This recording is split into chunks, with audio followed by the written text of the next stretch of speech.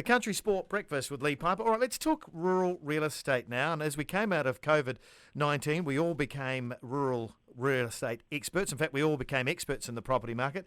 Time to get the man that's actually an expert on it, and that's Pete Newbold, who's the GM of real estate at PGG Wrightson. And Pete, you would have had a lot of different views on what was right and what the markets were doing, and lots of people giving you advice post-COVID. Yeah, look, it's been really interesting, and I think you hit on it. You know, every New Zealander thinks they're a property expert, and I guess some ways rightly so, because that's where most people have generated their wealth. But there's been a lot of, I guess, communication out there, and not all of it, I think, is correct. And, you know, a lot of people, it's just thoughts.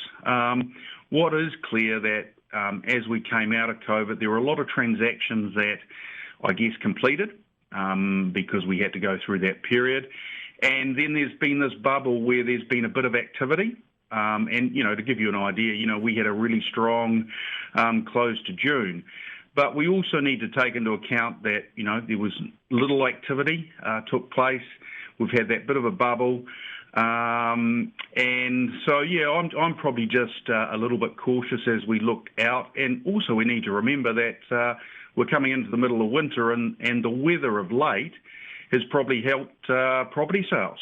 Pete, you have a look at economists coming out and financial people coming out, and they're predicting, particularly obviously in the urban markets, they're going, look, that could be back 10%, some are saying 5%, some are saying depends on where you're at. Does that flow through to rural, or is it a completely different sector and operates on effectively a different set of rules? I think it's there's no one rule for everything, and I think, you know, there's a difference between, say, metropolitan areas in Auckland versus provincial New Zealand. You know, I think actually provincial New Zealand will stay relatively strong due to the fact of the values. But then you go into lifestyle, that's a different market again. And I guess we're finding our feet there from a value perspective. And also there is limited supply, so we need to take that into account. And then you move into rural, well, as you know, you've got horticulture, sheep and beef, you know, arable, dairy. So they are all, I guess, different in my opinion. And then when you start to look at values, you've also got to look at where they're located, quality of the soil, pasture, land use. So it is really mixed. There's no flat percentage or whatever you can put across everything.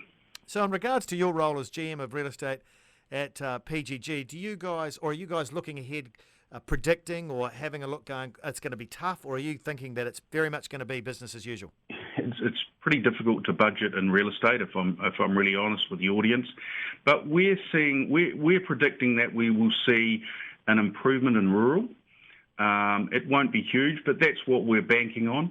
I've been proved wrong before, but we are seeing signs that there's some good listings coming to the market in spring. And I think maybe this year we might see an earlier spring period subject to weather.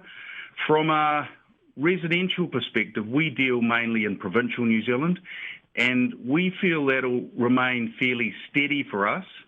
So I guess, you know, rural slide upwards, provincial New Zealand probably pretty steady. And lifestyle, I think, because of the effects of COVID, we see that market will be quite interesting, and we haven't quite put our finger on where it'll go. I think there's a little bit of adjustment around value. But, you know, when you look at all the people working from home and wanting a change in lifestyle, a lot of people have made decisions about their life through this period. I think that's going to be the interesting marketplace as we move forward into Christmas and the prime selling period for lifestyle blocks. All right, Pete, just to finish with the property of the week for PGG, you got a nice little kiwi fruit package in Te Puke. Yeah, look, that's a fascinating market, as you'll be aware, and, you know, horticulture is probably one of the most interesting sectors at the moment. Great returns at the moment, and, you know, when you look at a property like this one in Te Puke where you've actually got income, you know, so you've got, 5 or 6 hectares of kiwi fruit, and then you've got a nice home and good infrastructure.